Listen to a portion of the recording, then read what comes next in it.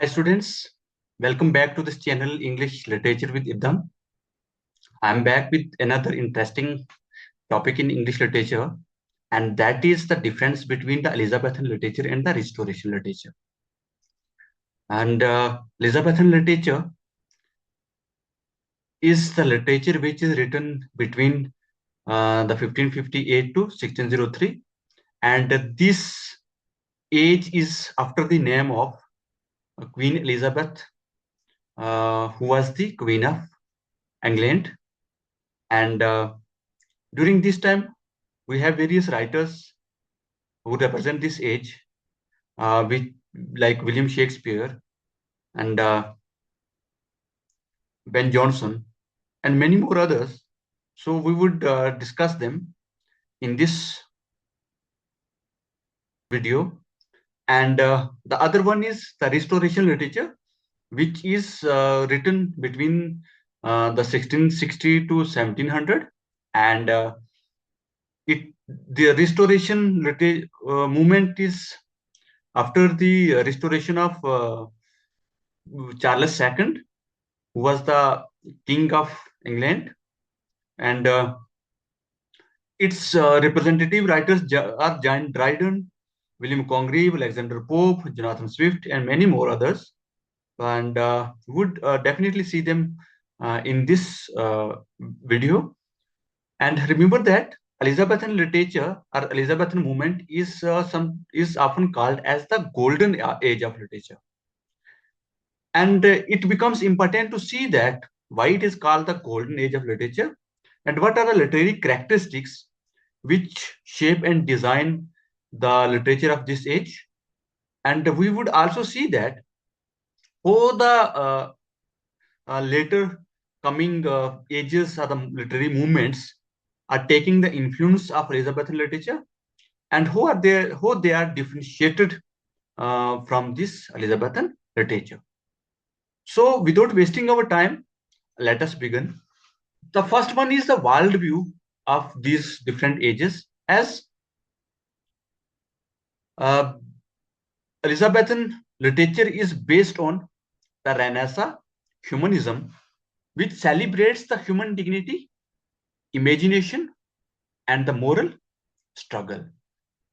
You might have seen this imagination during the Romantic period, which starts with the Wordsworth and Coleridge writing. This imagination has direct connection with the Elizabethan literature. So there we see that they celebrate the human dignity, and that's why the Renaissance human is anthropocentric, which is at the center of the universe. And Renaissance human is powerful and supreme to all the other species. And Renaissance humanism is celebrated. For example, in Hamlet by William Shakespeare, there is a famous line when Hamlet says that, "What a piece of work is a man." So this line expresses the greatness of the human being. It expresses the faithness in human greatness.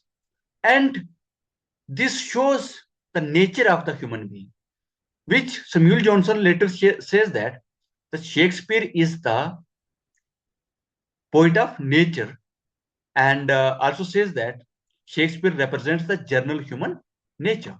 So this nature is not the outside nature or the nature of writing, but it is the human nature which Shakespeare represents. And that's why Shakespeare is still relevant in today's society, because time changes, everything changes, but the human emotions, human feelings, human values and dignities, they always remain the same.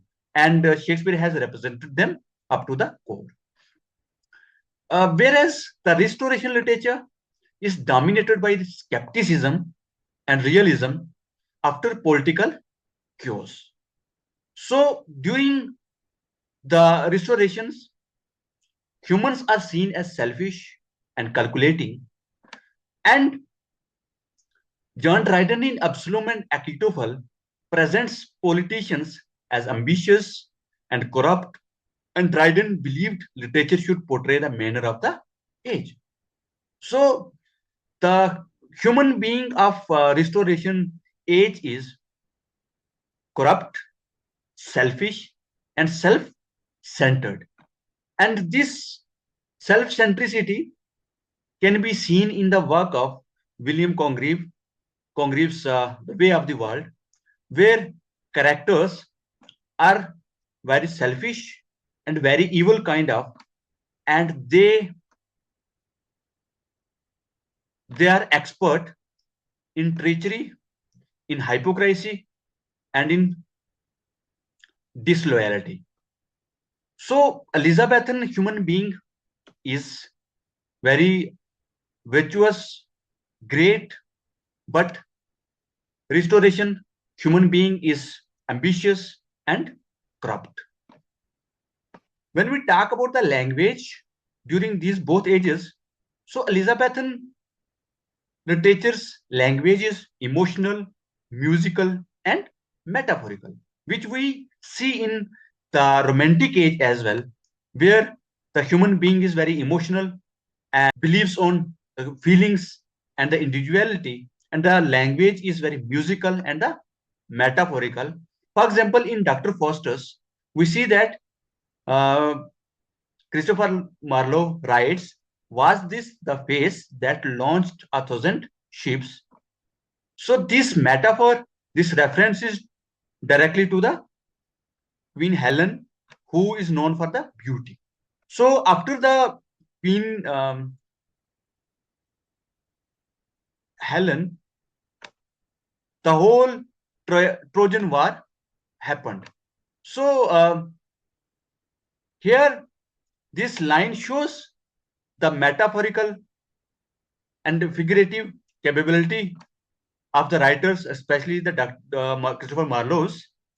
And this age also dominated by the sonnets and the blank verse. Whereas the restoration language is well polished, balanced, and logical, and it follows the neoclassical rules. So here the language is rule bounded and rule based, and these rules are set from the classical writers. And we see the Elizabethan language is free and liberal, whereas the restoration language is polished, balanced, and following the classical rules. In an essay on criticism, for example, Alexander Pope says that true wit in nature to advantage dressed. This means that the true wit is not using something else in writing the poetry. I mean, the technique, but making a familiar subject matter unfamiliar with the help of language, and using such kind of language which is polished, balanced, and logical. And this language makes the subject matter which is familiar, makes it unfamiliar or defamiliar. So making any common thing uncommon or ordinary thing extraordinary, this is through the help of language. As you may see it, that language here is very logical and balanced, but in Elizabethan age, we see the language is emotional. So this is another difference in the language of both the ages. In genres, drama has been the dominated form of literature during Elizabethan age, and we see that the drama is philosophical and tragic. It explores the fate, conscience, and identity. For example, in King Lear's by William Shakespeare, Lear asks that, is man no more than this? So this drama shows a kind of tragic and philosophical idea of human and says that this is what the human strength and capability is. So because King Lear is going through some psychological complexities, so he says that, is human being made for the psychological complexities? And there we see that the psychological criticism by Sigmund Freud takes the birth from this Elizabethan age. Later, in Hamlet, we see the psychological complexities of Hamlet as well. In Restoration Age, we see that there are also written some dramas, and the drama of this age focuses on social behavior, human manners. For example, in The Way of the World by William Congreve, it depicts the characters who are possessive of the marriage, and they treat marriage as a social contract, and characters are very witty and the social types. So here in restoration dramas, the characters are very witty and they're not going through the psychological breakdowns. But Elizabethan characters in drama, they go through the psychological breakdowns. So this is another significant difference between both the ages. Let us see that how the Elizabethan and Restoration age treats the love, morality, and the religion. Elizabethan literature treats love as idealized and spiritual, and it is influenced by patriarchal tradition. For example, in Astrophil and Stella, Philip Sidney presents love as emotional suffering, and their religion is intense as seen in the Holy Sonnets by John Donne. In Restoration Age, we see that love is practical and sensual, linked to money and the status.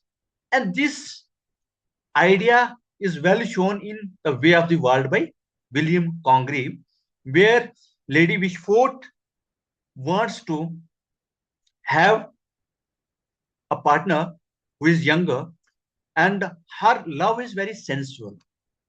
Whereas Mirabelle and Millamant, they both are lovebirds, but their love is also based on the money and the status. The same thing is seen in The Country Wife by William Wycherley, that presents the sexual intrigue, morality becomes the secular and irony. So this is another difference, that Elizabethan literature treats love as idealized and spiritual, but in Restoration Age, the love is seen as practical and sensual, and it is always on the materialistic position and materialistic benefits. The next is the politics, society, and the social vision. So Elizabethan age treats politics as a moral and tragic. For example, in Richard II by William Shakespeare, presents the kingship as sacred and divinely guided, and literature reflects the national pride and imperial ambition. So this imperial ambition is also seen in the Macbeth by Shakespeare and King Lear and Henry IV for all the parts. So here, politics is treated as moral and tragic. But in Restoration Age, we see that the politics becomes satirical and partisan. In Absalom and Achitophel, John Dryden attacks the political rivals, and there are two different parties, Whigs and Tories. So literature reflects this court life, urban culture, and the political parties conflict. So on the basis of this, we can say that Elizabethan age treats politics as moral and tragic, whereas Restoration treats politics as satirical and partisan. The next is the critical attitude towards the society and the literature. So, Elizabethan age defends the use of imagination in the poetry. For example, Philip Sidney, in an apology for poetry, argues that poetry teaches and delights, and he prefers the creativity over the strict rules. So this means that the poetry is liberal and independent, and it is about the human feelings, emotions, and the liberty. And there is the moral concern and moral responsibility of the poetry, and that is the teaching and delighting. Whereas the restoration age emphasizes the rules, decorum, and discipline in writing any poetry. For example, in an essay of dramatic poesy, John Dryden sports the classical principles and their reason and order dominate the theory. And Alexander Pope also in essay of the dramatic poesy says that to follow nature is to follow them. So for him, the follow nature is the nature of writing by the classical writers. They are Virgil, Horace, and Ovid. So both of them have the different critical attitude towards the poetry. Elizabethan uses the imagination and the free will in the poetry, whereas the restoration uses the rules, decorums, and the disciplines in the poetry. So let us see that how these both writings are reflecting on the contemporary social conditions. The Elizabethan literature is the product of Renaissance synthesis of faith, emotion, and reason. It combines classical learning, Christian morality, and individual imagination. For example, Hamlet, King Lear, and Dr. Faustus, they show us early modern psychological depths and the complexities. Whereas the Restoration literature reflects the rise of urban bourgeois and the political culture, and they value social intelligence, political awareness, and stylistic discipline. And we see that Dryden and William Congreve, they both are represented themselves as historians of the elite society. For example, Dryden in Absalom and Achitophel presents us the elite social system, whereas William Congreve shows the elite social system in way of the world. So this Elizabethan age is idealistic, emotional, tragic, spiritual, imaginative, and free in artistic expression, whereas the Restoration literature is realistic, rational, witty, secular, rule-bound, and socially oriented. So, on the basis of this, let us conclude that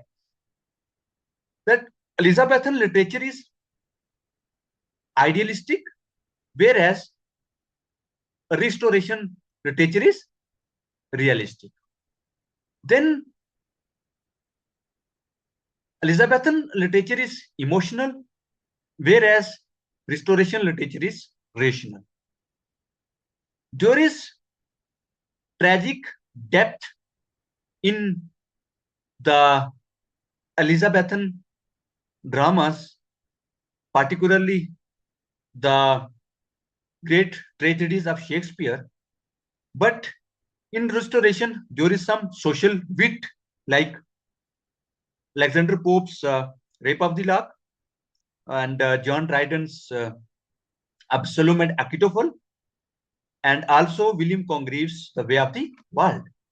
And then Jonathan Swift's The Gulliver Travel. So then Elizabethan age has some spiritual values, whereas the Restoration age has some secular values. Elizabethan age is based on the imagination and its freedom, whereas the Restoration literature is rule bound art and it follows the rules set by the classicals. So I hope that you enjoyed this video and hoping to meet you soon with another interesting topic. So till then, take care.